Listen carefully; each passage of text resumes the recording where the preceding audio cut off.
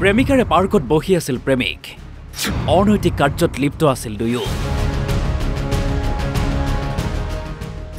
গম পালে বজৰং দল হিন্দু জাগৰণে তাৰ পাছত ঘটিল এই ঘটনা প্ৰথমে ইনষ্টাগ্ৰামৰ জৰিয়তে চিনাকি প্ৰেমিক প্ৰেমিকাৰ তাৰ পাছত প্ৰেম আৰু তাৰ পাছত পাৰ্কত বহি অনৈতিক কামত লিপ্ত সিমানলৈকে সকলো ঠিকেই আছিল কিন্তু ইনষ্টাগ্ৰামত ৰাণা সাহাৰ নামেৰে একাউণ্ট খোলা প্ৰেমিকহে ভুৱা ৰাণাৰ আচল নাম চাহিদুল ইছলাম হে চাহিদুল ইছলামে ভুৱা পৰিচয়েৰে অন্য ধৰ্মৰ যুৱতীক প্ৰেমৰ জালত পেলাইছিল ইপিনে প্ৰেমিকাও আছিল ১৭ বছৰীয়া মানে কিশোৰীৰ পৰিয়ালৰ অভিযোগৰ ভিত্তিত বজৰং দল আৰু হিন্দু জাগৰণৰ অসমৰ সদস্যই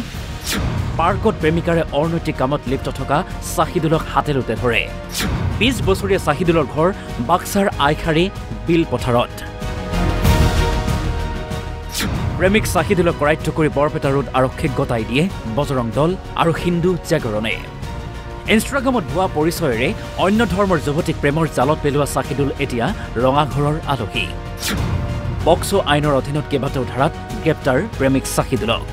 ৰাতিপুৱা আমাৰ যিটো শিশু উদ্যান আছে আমতলাত তাতে শহীদুল ইছলাম নামৰ এজন যুৱকৰ লগত এটা হিন্দু ছোৱালীক প্ৰত্যক্ষ কৰে স্থানীয় ৰাইজে আৰু আমাৰ স্থানীয় বজৰং দলৰ কাৰ্যকৰ্তাসকলৰ সহযোগত এই ল'ৰা আৰু ছোৱালী দুয়োকে বৰপেটা ৰোড আৰক্ষী থানালৈ অনা হয় আৰু ছোৱালী পক্ষৰ পৰা এটা গোচৰ দিয়া হৈছে আৰু আমি বিভিন্ন সময়ত দেখা পাই আছোঁ যে আমাৰ এই বৰপেটা জিলাত তথা গোটেই অসমত এটা বিশেষ এটা হিন্দু বিৰোধী চক্ৰৰ দ্বাৰা কিছুমান যুৱকে নিজৰ নাম হিন্দু যুৱকৰ পৰিচয় দি ফেচবুক ইনষ্টাগ্ৰামত একাউণ্ট খুলি আছে ৰীল বনাই আছে তো আমাৰ এই সহজ সৰল যিবিলাক মানে কম বয়সীয়া ছোৱালী আছে তেওঁলোকে এইটো ফালে আকৰ্ষিত হৈ আছে আৰু এই ছোৱালীসকলক আকৰ্ষিত কৰি বিভিন্ন বেয়া কামত লিপ্ত কৰাই আছে আমাৰ তাতে তথ্য আছে আমি প্ৰশাসনক মানে অনুৰোধ জনাম যে এই যে যিসকলে মানে মিছা নামেৰে হিন্দু নামেৰে ফেক একাউণ্ট বনাই আছে উক্ত যুৱকসকলক কঠোৰ শাস্তি দিব লাগে তেওঁৰ ইনষ্টাগ্ৰামত কিবা কিং ৰাণা মনেষ্টাৰ কিং ৰাণা বুলি আমি নাম পাইছোঁ আৰু এইটো নহয় ইতিমধ্যে আৰু বিভিন্ন যুৱকৰ আমাৰ তাত তথ্য আছে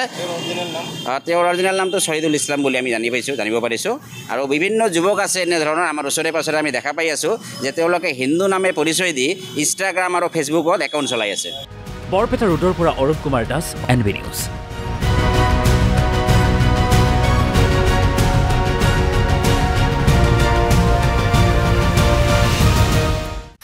প্ৰেমিকাৰে পাৰ্কত বহি আছিল প্ৰেমিক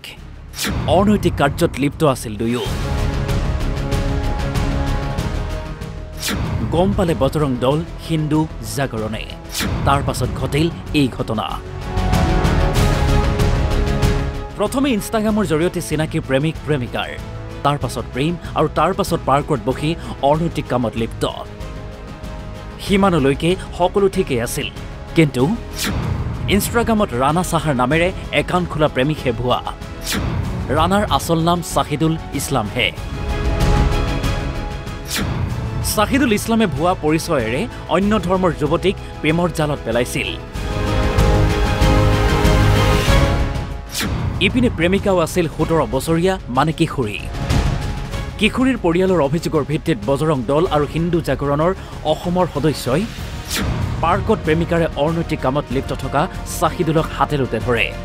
২০ বছৰীয়া চাহিদুলৰ ঘৰ বাক্সাৰ আইখাৰী বিল পথাৰত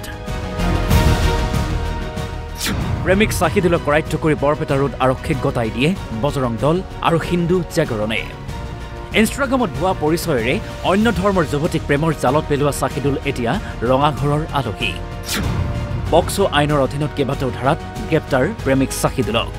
ৰাতিপুৱা আমাৰ যিটো শিশু উদ্যান আছে আমতলাত তাতে শহীদুল ইছলাম নামৰ এজন যুৱকৰ লগত এটা হিন্দু ছোৱালীক প্ৰত্যক্ষ কৰে স্থানীয় ৰাইজে আৰু আমাৰ স্থানীয় বজৰং দলৰ কাৰ্যকৰ্তাসকলৰ সহযোগত এই ল'ৰা আৰু ছোৱালী দুয়োকে বৰপেটা ৰোড আৰক্ষী থানালৈ অনা হয় আৰু ছোৱালী পক্ষৰ পৰা এটা গোচৰ দিয়া হৈছে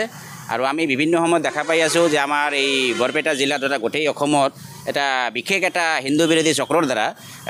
কিছুমান যুৱকে নিজৰ নাম হিন্দু যুৱকৰ পৰিচয় দি ফেচবুক ইনষ্টাগ্ৰামত একাউণ্ট খুলি আছে ৰীল বনাই আছে তো আমাৰ এই সহজ সৰল যিবিলাক মানে কম বয়সীয়া ছোৱালী আছে তেওঁলোকে এইটো ফালে আকৰ্ষিত হৈ আছে আৰু এই ছোৱালীসকলক আকৰ্ষিত কৰি বিভিন্ন বেয়া কামত লিপ্ত কৰাই আছে আমাৰ তাতে তথ্য আছে আমি প্ৰশাসনক মানে অনুৰোধ জনাম যে এই যে যিসকলে মানে মিছা নামেৰে হিন্দু নামেৰে ফেক একাউণ্ট বনাই আছে উক্ত যুৱকসকলক কঠোৰ শাস্তি দিব লাগে তেওঁৰ ইনষ্টাগ্ৰামত কিবা কিং ৰাণা মনেষ্টাৰ কিং ৰাণা বুলি আমি নাম পাইছোঁ আৰু এইটো নহয় ইতিমধ্যে আৰু বিভিন্ন যুৱকৰ আমাৰ তাত তথ্য আছে তেওঁৰ অৰিজিনেল নামটো শ্বহীদুল ইছলাম বুলি আমি জানিব পাৰিছোঁ আৰু বিভিন্ন যুৱক আছে এনেধৰণৰ আমাৰ ওচৰে পাছৰে আমি দেখা পাই আছোঁ যে তেওঁলোকে হিন্দু নামে পৰিচয় দি ইনষ্টাগ্ৰাম আৰু ফেচবুকত একাউণ্ট চলাই আছে বৰপেটা ৰোডৰ পৰা অৰূপ কুমাৰ দাস NB নিউজ